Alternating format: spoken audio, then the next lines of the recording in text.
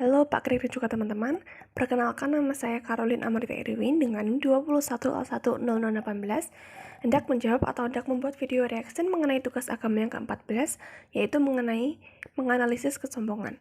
Sebelumnya, saya akan buka dulu dengan doa yang akan saya pimpin secara Katolik. Dalam nama Bapa dan Putra dan Roh Kudus, amin.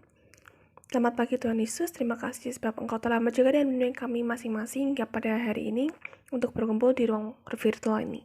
Sebentar lagi ya Tuhan, kami akan memulai pelajaran agama, kiranya Engkau memberkati kami masing-masing dan apa yang hendak kami sampaikan dapat berguna bagi kami nantinya.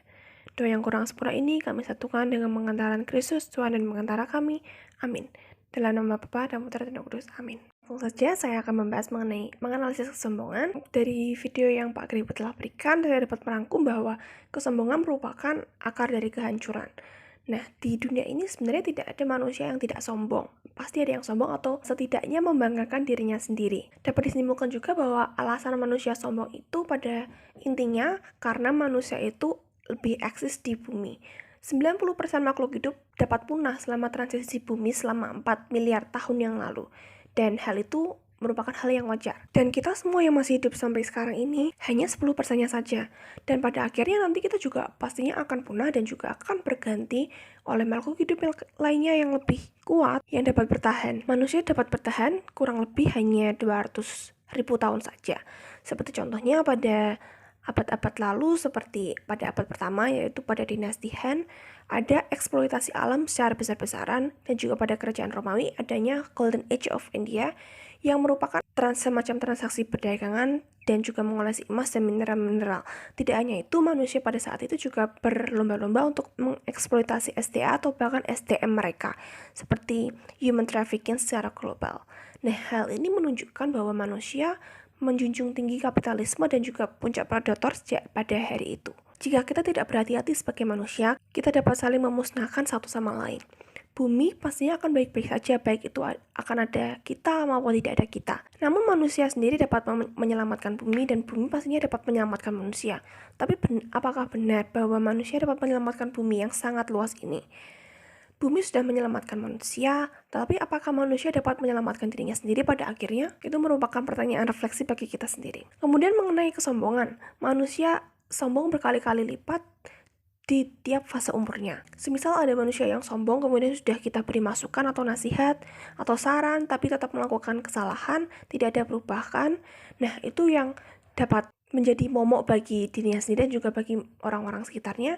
Jika orang-orang sombong tersebut yang sudah kita nasihati tadi tidak mau mendengar dan juga tidak mau berubah, orang sombong itu mempercayai apa yang mereka pikir dan mereka ucapkan itu dianggap benar semua. Padahal realitanya belum tentu benar. Kemudian dalam video Pak Greg juga disebutkan contoh toleransi beragama. Contohnya di Kampung Sawah Bekasi, Jawa Barat, itu ada sebuah wilayah gitu di mana ada gereja Kristen Pasundan, gereja Katolik Santo Servasius, dan juga Masjid Al-Jauhar, dan juga ada pondok pesantren Yayasan Isabillah. Dan keempat tempat agama ini dapat berdiri dan juga dapat berhidup berdampingan secara damai. Dan lonceng gereja bunyi itu biasanya pada saat azan sholat zuhur.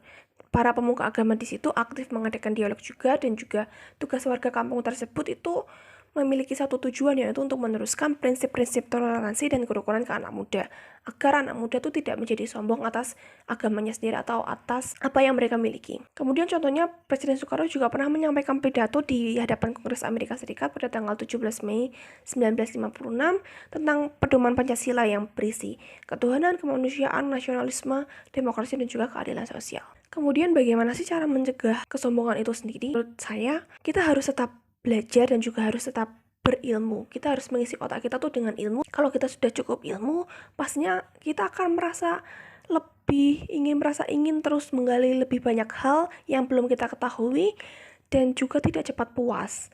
Dan itulah hal yang dapat mencegah kita untuk menjadi sombong. Kemudian ini juga diperkuat dengan ayat Alkitab dari Filipi bab 2 ayat 3 yang berkata bahwa dengan tidak mencari kepentingan sendiri atau puji-pujian yang sia-sia, sebaliknya, hendaklah dengan rendah hati yang seorang menganggap yang lain lebih utama daripada dirinya sendiri. Ini merupakan kata-kata yang sudah saya sebutkan tadi, yaitu kita harus tetap mengisi otak kita dengan ilmu sehingga kita tidak cepat merasa puas dan dengan tidak merasa puas, kita menjadi tahu perspektif orang lain, dan kita bisa menjadi orang yang rendah hati, tidak menyombongkan diri, selalu memegang prinsip padi, yaitu semakin berisi semakin menunduk, yaitu kita harus rendah hati pada orang lain. Dan jika kita memiliki ilmu yang berlebih, hal atau apapun itu yang berlebih, kiranya kita dapat membagikan itu kepada orang lain. Contohnya, jika kita memiliki ilmu di bidang akademik, kiranya kita dapat membantu teman kita yang belum mengerti pelajaran, juga lain-lainnya.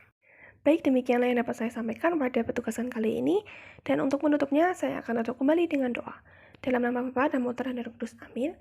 Terima kasih Tuhan Yesus, Bapa Engkau telah menjaga dan melindungi kami sepanjang pada pelajaran pada ruang virtual ini.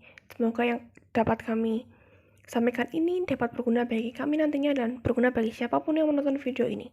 Terima kasih Tuhan, doa yang kurang sempurna ini kami satukan dengan pengantaran Kristus, Tuhan dan pengantara kami. Amin. Dalam nama Bapa dan Putra dan Roh Kudus. Amin. Terima kasih.